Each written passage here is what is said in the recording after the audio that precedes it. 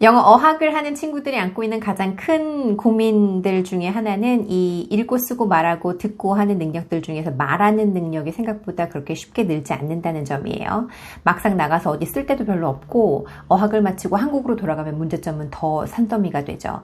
모국어가 이렇게 변할 수가 없어요. 나는 모국어 천재 막 이러면서 혹은 말할 기회가 왔을 때 내가 알고 있는 단어들을 이렇게 빨리 후루룩 말아서 말해버린다던가 아니면 시작한 문장들을 끝내지 못한다던가 뭐 이런 경우들이 종종 발생되는데 대부분의 경우는 내가 하고 있는 내 영어 소리에 익숙하지 않은 경우가 굉장히 많아서예요. 특히 말하기는 굉장히 오랜 반복적인 훈련을 바탕으로 매우 즉흥적으로 나오는 행위이기 때문에 아무런 반복적인 장치가 없는데 어느 날 내가 필요하다고 해서 툭 꺼내서 쓸 수 있는 건 아니기 때문에 영어가 내 삶에 이렇게 사라져야 돼요. 그렇기 때문에 반복이 중요하다, 꾸준한 연습이 중요하다, 환경이 중요하다 이런 말씀들을 굉장히 많이 하시죠.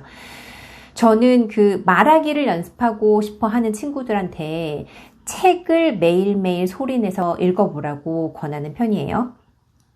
집에 영어책 한 권이 없는 분들이 어디 있겠냐마는 그 나한테 맞는 책을 찾기 위해서 대형 서점에 나가시면 이런 챕터북들이 있어요. 페이퍼북이라고 불리는 이런 챕터북을 하나 고르시는데 고르실 때는 요령이 있어요. 매우 중요해요. 요런 그림이 좀 있어야 돼요. 그리고 활자가 좀 커야 돼요. 아무리 내가 내용을 모르고 읽는다 손 치더라도 이게 지금 웃을 판인지 울을 판인지는 알고 가야 된단 말이에요. 그렇기 때문에 활자가 크고 그림이 좀 있는 책을 고르셔야 되고 고유명사, 나라 이름, 국가 이름, 사람 이름, 의성어, 의태어 뭐 이런 것들을 제외하고는 내가 모르는 단어가 10개가 한 바닥에 넘지 않아야 해요. 내가 모르는 단어가 너무 많으면 그건 나한테 맞는 책이 아니에요. 조금 더 쉬운 책을 고르셔야 돼요.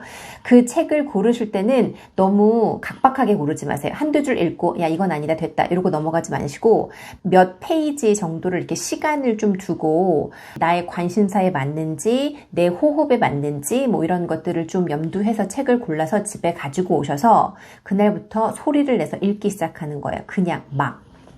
저는 제가 좋아하는 책 마틸다 읽기 전에는 입을 좀 찢어야 돼요. 에, 이, 오, 우 이런 거 좀 하시고 영어처럼 소리가 나야 되니까 첫 페이지를 보면 It's a funny thing about mothers and fathers. Even when their own child is the most disgusting little blister you could ever imagine, they still think that he or she is wonderful. Some parents go further. They become so blinded by adoration, they manage to convince themselves their child has qualities of a genius. 이렇게 읽히겠어요? 처음부터? 절대 안 읽혀요. 어떻게 읽히냐면 우리는 이 소리가 많이 나요. 끝에 이가 많이 붙어요. Well, there is nothing very wrong with all this. It's the way of the world. It is only when the parents begin telling us about the brilliance of their own revolting offspring. 이렇게 읽혀요. 이렇게 읽다 보면 어떤 시련이 오게 되냐면 서점에서 이 책을 봤을 때는 약간 만만해서 들고 왔단 말이에요. 그런데 첫 장부터 모르는 단어가 줄만 바뀌면 생기는 거예요. 그런데 내용을 알고 가고 싶으니까 한두 개 찾아요. 그러면 나의 사기는 이미 떨어졌어요. 그리고 사전을 찾아서 읽다 보니까 앞에 읽던 내용도 다 잊어버렸어요. 소리내서 따라 읽다 보니까 머리는 아프고 배는 고파요. 그래서 그냥 덮고 어차피 영어는 환경에 노출되는 게 너무너무 중요하다고 했으니까 그냥 책은 덮고 영어 나와 있는 유튜브 짤 뭐 이런 거나 보면서 그냥 누워서 잠들고 싶은 마음이 굴뚝 같아지는 거예요. 그래서 내가 실패하지 않을 수 있는 장치를 만들어 두고 시작하는 게 너무너무 중요해요. 어떤 책을 고르시라고요? 나한테 맞는 쉬운 책을 골라서 오시라고요. 추천하는 도서들이 굉장히 많이 있긴 하지만 그 추천하는 책이 나한테 맞을지 안 맞을지는 내가 가서 읽어봐야 되는 거예요. 나의 노래방 애창곡 18번을 다른 사람이 골라줄 수는 없는 일이에요. 내가 좋아하는 가수의 노래 18번이 내가 잘 불러질 수 있을지 없을지는 내가 노래방에 가서 불러봐야 이게 삑사리가 날지 잘 불러질지 아는 거란 말이에요. 그러면 또 문제가 생겨요. 아니 그러면 내가 소리내서 따라 읽는 거는 하겠다고요 내가. 그런데 문제는 어디서 끊어 읽어야 될지 모르겠고 발음은커녕 장단음도 모르겠고 이렇게 웅얼웅얼 하는 소리를 읽는 거를 그냥 계속 읽어요. 맨날 아무 의미도 없이. 그럼 전 대답해요. 네.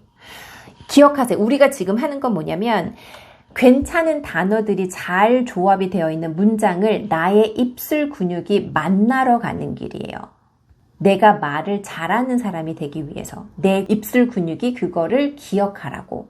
그렇게 책을 읽다 보면 내가 아는 문장이 책 안에서 만나질 수도 있고, 혹은 무슨 내용인지는 잘 모르겠는데 그냥 문맥적으로 이해가 되는 문장이 될 수도 있고, 혹은 아무 의미도 잘 모르겠는데 읽었는데 내 영어가 너무 괜찮게 들려지는 문장이 있을 수도 있는 거예요. 그 문장이 내 안에 있다가 어느 날 영어로 되어 있는 뭐 영화나 드라마나 뭐 이런 걸 보면 문장이 만나지기도 하고, 혹은 이태원에 나갔는데 어떤 아저씨가 훅 던졌던 말이 그냥 들려서 그게 오기도 하고, 이렇게 내가 읽었던 문장이 내가 사는 현실과 이렇게 만나졌을 때 차곡차곡 나한테 쌓이고, 내가 그 상황에 써야 되는 문장이 생겼을 때 그게 툭 튀어나오는 상황이 생기는 거예요. 이렇게 반복적인 장치를 만들지 않고 내가 말하고 싶은 상황에서 내가 딱 말할 수 있는 경우는 드물다고요.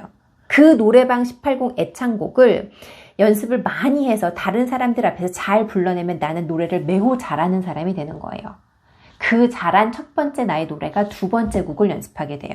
내가 내뱉은 괜찮은 하나의 문장이 그 다음 문장을 연습하게 돼요. 그러면 나는 말하기를 잘하는 사람이 되는 거예요. 이렇게 영어가 어느 날 살포시 여러분 인생에 자리 잡히는 날을 위해서 오늘부터 시작하세요. 오늘은 여러분이 영어 공부를 시작하기에 아주 좋은 날이에요. 토론토 김코치였습니다. 감사합니다.